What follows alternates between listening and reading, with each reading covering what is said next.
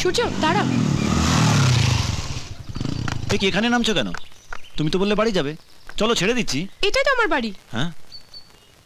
ওরে বাবা, এটা তোমার বাড়ি? তাহলে তুমি স্কুটিতে যাতায়াত করো কেন? আমি খুব সাধারণভাবে চলতেই পছন্দ করি। আমি চাই আমাকে কেউ পছন্দ করুক আমার জন্যই, আমার ফ্যামিলি ব্যাকগ্রাউন্ডের জন্য নয়। তোমার বাবা কি করেন? বাবার অনেকগুলো বিজনেস আছে, তবে ডিটেলস আমি জানি না। চলো ভেতরে চলো। না না thanks, next time. Okay bye. Bye. কত হবে মনে হচ্ছে? 10-15 কোটি হবে, না আরো বেশি? 50 কোটি, বুঝেছ? আমি কে বুঝতে পারছো না তো? মেয়ের বাবা সারা জীবন ঘাম ঝরিয়ে সম্পত্তি বানায়, আর তোমার মতো ইয়াং ছেলে ছোকরারা কয়েক মাসের মধ্যে সে সম্পত্তি হাতানোর স্বপ্ন দেখে। হ্যান্ডসাম চেহারা, বাইকের ট্যাঙ্ক ভর্তি তেল, এই তো তোমাদের ইনভেস্টমেন্ট। আপনি কি ইন্দুর বাবা? ছেলেটা বেশ বুদ্ধি আছে। তা তো আছে। আপনি নিজে যখন কথাটা তুলেছেন তাহলে বলি, আপনার মেয়েকে আমি ভালোবাসি। আমি জানি না আপনার মেয়ে ব্যাপারে কি ভাবে, তাই এখন বাবা হিসাবে ইন্দুকে আটকানোর আপনার পুরোপুরি অধিকার আছে। কিন্তু যেদিন আপনার মেয়ে নিজের ভালোবাসার কথা আমাকে জানাবে, সেদিন আপনি কেন, পৃথিবীর কোনো বাবা আমাকে আটকাতে পারবে না।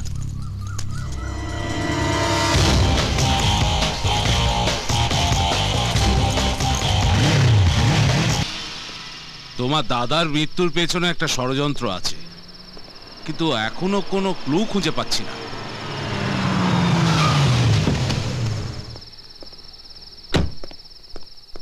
তুই আমার মেয়েকে কোথায় লুকিয়ে রেখেছিস হারামজাদা?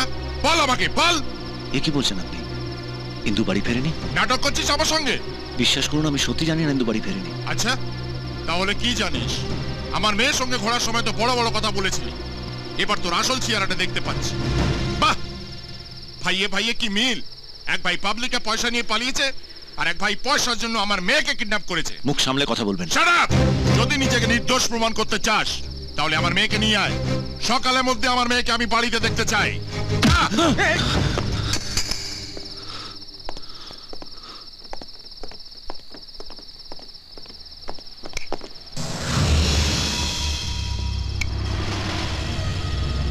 আরে এই লকেটটা? সূর্য, এই লকেটটা তোর কাছে কি করে এলো?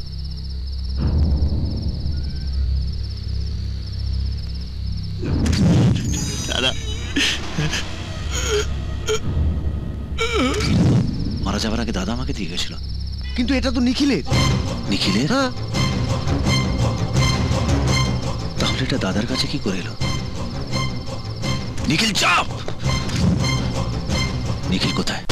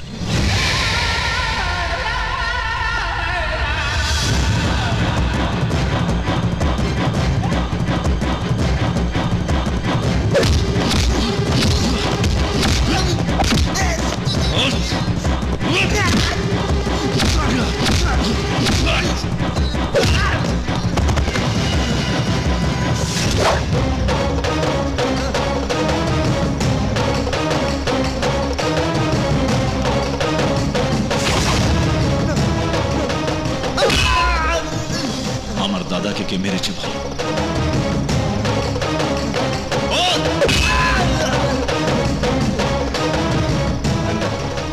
আর মারিস না। বল তোর সাথে আর কে ছিল, বল কে ছিল তোর সাথে, বল। বলছি বলছি ডিয়াজি ডিআইজি তারক স্যার আর কি বল?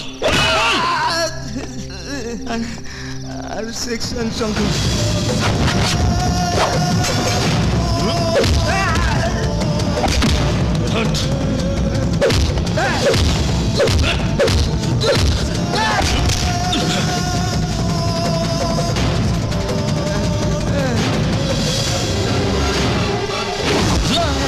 আমায় ক্ষমা করে দে সূর্য, আমায় ক্ষমা করে দে। ক্ষমা? তুই খালি একজন মানুষকে খুন করিস নিখিল, তুই খুন করেছিস বিশ্বাস, ভালোবাসা, বন্ধুত্বকে। না, তোর মতন বিশ্বাসঘাতকরা বেঁচে থাকলে মানুষ তার মনুষ্যত্ব ভুলে অমানুষ হয়ে যাবে। না, তোকে মরতেই হবে নিখিল, তোকে মরতেই হবে।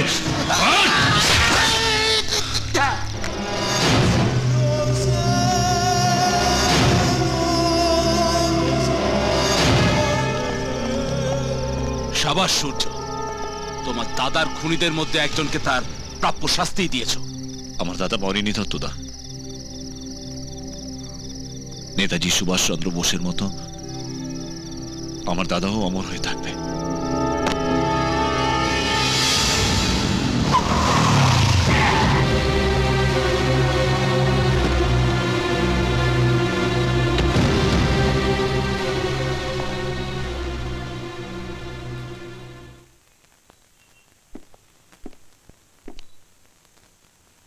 দাঁড়াও সূর্য, বাবার আমাদের ব্যাপারে জানা দরকার।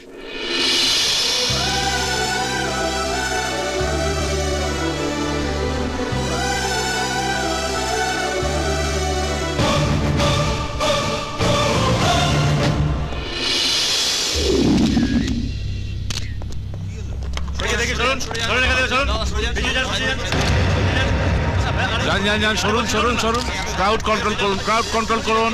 এদিকে যান, ওদিকে যান, যান যান, এদিকে। স্যার, স্যার একটা চিঠি পাওয়া গেছে। চিঠি?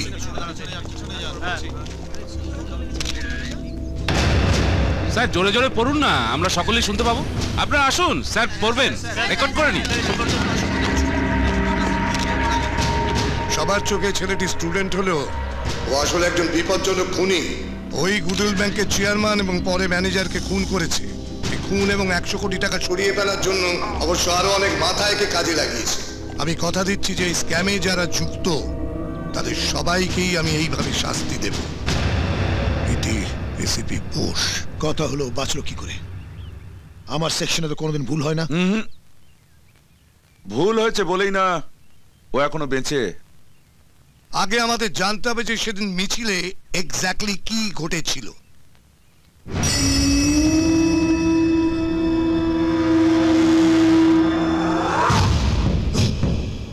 বলতো বাবা, আসলে মিছিলে কি হয়েছিল? বল বল। বস, বস ওই বোসের বডিটা যখন আমরা চলন্ত বাসের মধ্যে ফেলে দিই তখনও বেঁচে ছিল। তবে বলেছিলাম না। আর ওর ভাই সূর্য ওকে ওখান থেকে বাঁচিয়ে দিয়ে চলে যায় বস।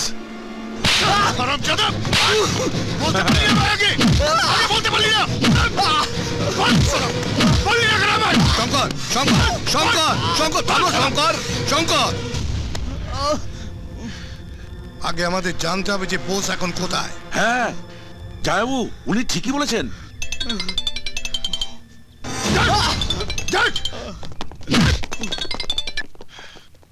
হ্যালো স্যার বোসের ফোন এসেছিল, কি বলেছে? বলছে নেক্সট টার্গেট একজন বড় র্যাঙ্কের পুলিশ অফিসার। সেই অফিসারটা কে তার নামও বলে দিয়েছে। কে? কে? আপনি। বাজে কথা। ফোন রাখো, ফোন রাখো। ভয় পেয়ে গেছে শালা। কি হলো কি? বোস থানায় ফোন করে বলেছে যে আমাকে মারবে। ব্যাস হয়ে গেল। বলো হরি, হরি বল। চুপ করো, সবসময় বাজে কথা। এবার বসকে ধরবে কি করে? আমার মাথায় একটা প্ল্যান এসেছে। আমরা এই স্পটটাকে বেছে নিয়েছি। এটা হচ্ছে ওর বাড়ি আর এটা হচ্ছে ওর অফিস।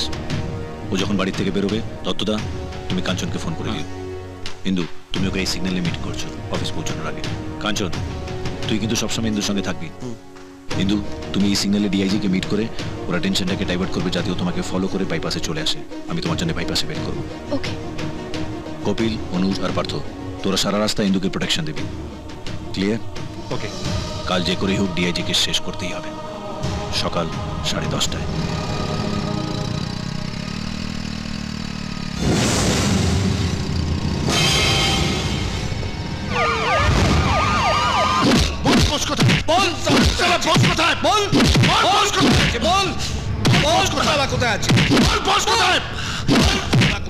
একটা বড় মানুষকে বাঁচিয়ে সালা তুই আমাদের মেরে দিতে চাস?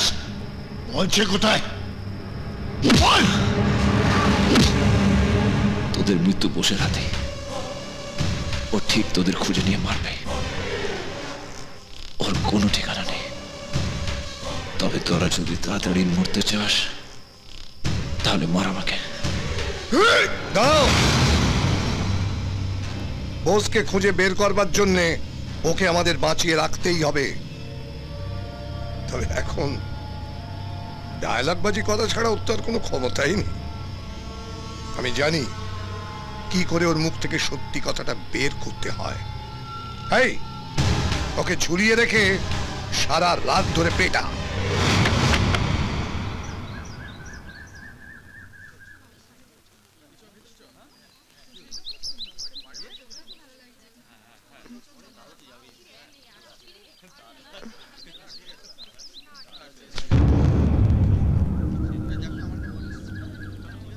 তুমি ভালো করে বাঁধো, ভালো করে বাঁধো তো। এই যে তুমি মালাগুলোকে ভালোভাবে অ্যারেঞ্জ করো, একটু ছড়িয়ে দাও। বাবা, হ্যাঁ, এসব কি জন্য? আজ তোমার বিয়ে। কি? আমার বিয়ে? হ্যাঁ। আমি এই বিয়েতে রাজি নই। সে তো আমি জানতাম, কিন্তু আমি সিদ্ধান্ত নিয়ে ফেলেছি।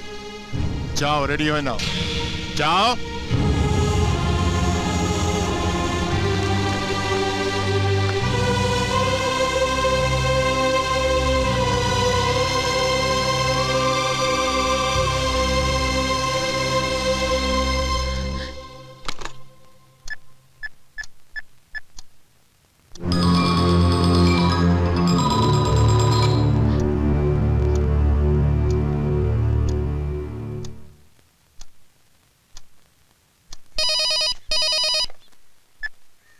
হ্যালো হ্যালো দত্তদা, সূর্য কোথায়? আমি কখন থেকে ফোন করছি, রিং হয়ে যাচ্ছে কিন্তু ধরছে না। তুমি কিছু চিন্তা করো না, সব ঠিক হয়ে যাবে। আমি ওকে নিয়ে চিন্তা করছি না। তাহলে বাবা হঠাৎ করে আমার বিয়ে ঠিক করেছে। বিয়ে? তুমি এক কাজ করো,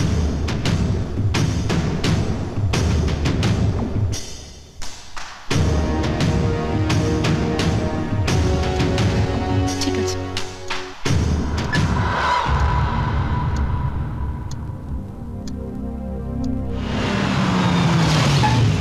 বাবা, কাকিমা, বলো বাবা। ইন্দু কোথায়? ইন্দু কোথায় যাবে? সাবধানে। বাই কার্তিক। স্যার স্যার, বোসকে অ্যারেস্ট করার দারুণ চান্স পেয়েছি স্যার। কিরকম? আপনি মিস্টার রুদ্রনারায়ণ সেনকে চেনেন? হ্যাঁ, চিনি তো। ওর মেয়ে ইন্দু সূর্যকে ভালোবাসে, কিন্তু ওনার তা পছন্দ নয়। রুদ্রবাবু ইন্দুর বিয়ে অন্য কারোর সঙ্গে দিচ্ছে। আমাদের কাছে খবর আছে স্যার, ওই বিয়ে মণ্ডপে ইন্দুকে বাঁচাতে বোস নিশ্চয়ই আসবে। আপনি যান স্যার, আমি ফোর্স নিয়ে আসছি। Quick, hurry up, sir. Hurry up.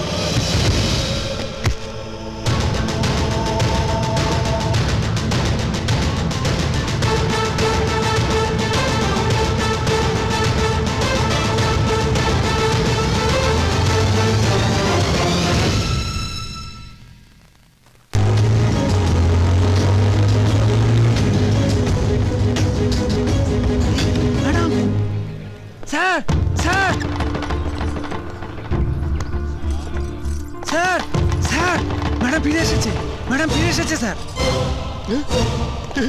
এসে গেছে?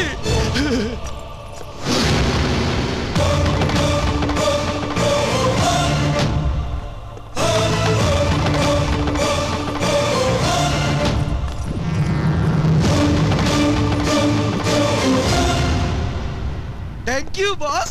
এসো ইন্দু, এসো। দাঁড়াও। যে মেয়ে বিয়ের মণ্ডপ থেকে পালিয়ে গেছিল তাকে বিয়ে করে কি তুমি সুখী থাকতে পারবে? যদি মনে করো সত্যি তুমি সুখী হবে, তাহলে ইন্দু নিজের পরিবারের জন্য আর আমি ইন্দুর জন্য আমাদের ভালোবাসাকে ভুলে যাব। না বাবা, তা হয় না। ইন্দুর অনিচ্ছে বিয়ে হলে ইন্দু, আমার ছেলে, আমরা কেউই এই বিয়েতে সুখী হব। রুদ্র, এই ছেলেটি কিন্তু তোমার মেয়েকে নিয়ে পালিয়ে যেতে পারত, তা না করে ও তোমার পরিবারের সম্মানের কথা ভেবে ইন্দুকে তোমার কাছে ফিরিয়ে দিয়েছে। তোমার মেয়ের জন্য ওর চেয়ে ভালো পাত্র আর কোথায় পাবে বলো? আমার ছেলে যদি ওর জায়গায় থাকতো কখনই ইন্দুকে ফিরিয়ে দিত না। অত চিন্তা করো না, একটা শুভ দিন দেখে ওদের চেহারা তুমি এক করে দাও।